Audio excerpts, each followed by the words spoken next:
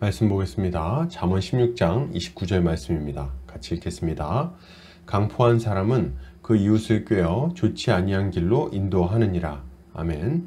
잠언 16장 29절 길이 아닌 곳으로 인도하는 자라는 제목으로 말씀 보도록 하겠습니다.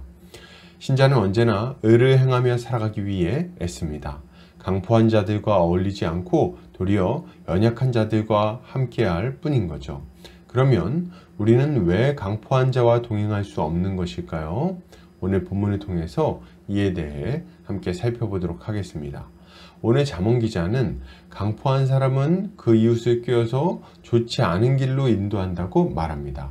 이것을 타번역본에서는 사악한 사람은 자기 이웃을 꾀어서 멸망의 길로 인도한다 라고 번역하고 있습니다. 본문은 강포한 사람이 그 이웃을 범죄하는 길로 유혹해서 망하게 한다고 말하는 거예요. 이것은 악한 자와의 교제가 결국 얼마나 비참한 결말을 가지고 오는지에 대한 엄중한 경고라고 볼 수 있는 것입니다.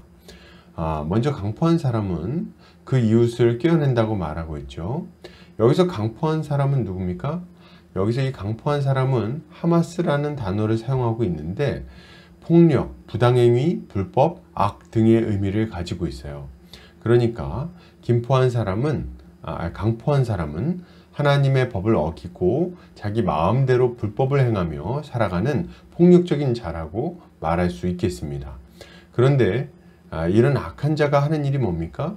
바로 그 이웃을 꿰어내는 일입니다. 여기서 꿰어낸다는 파타라는 단어가 사용되었는데 이것은 유혹하다, 속이다 등의 의미를 가지고 있습니다.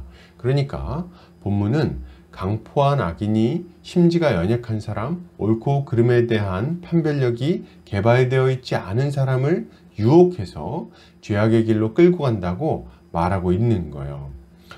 이것은 우리에게 무엇을 교훈하고자 하는 겁니까?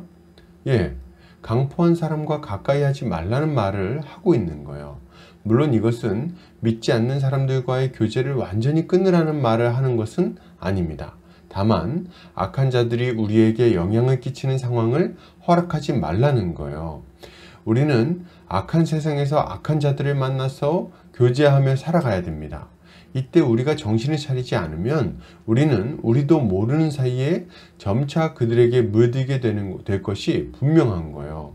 그들의 가치관에 물들게 될 것이고 그들의 생각과 말투를 배우게 될 겁니다.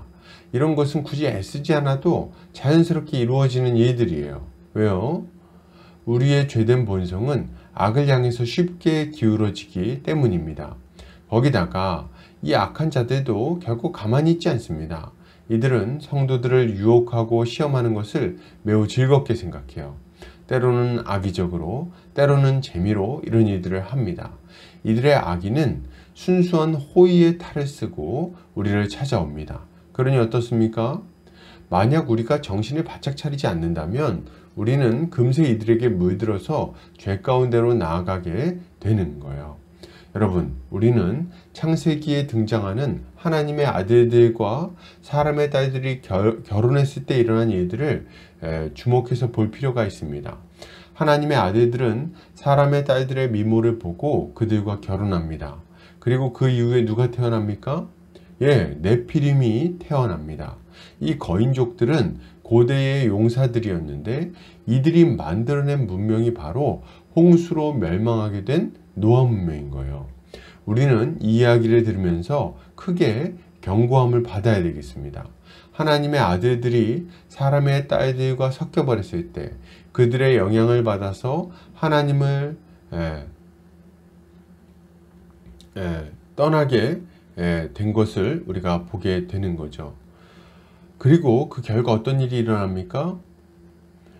그들의 죄악은 하나님이 참아 볼 수 없을 정도로 창궐하게 되고 결국에는 홍수가 일어나서 모든 것을 다 쓸어버리고 말았습니다.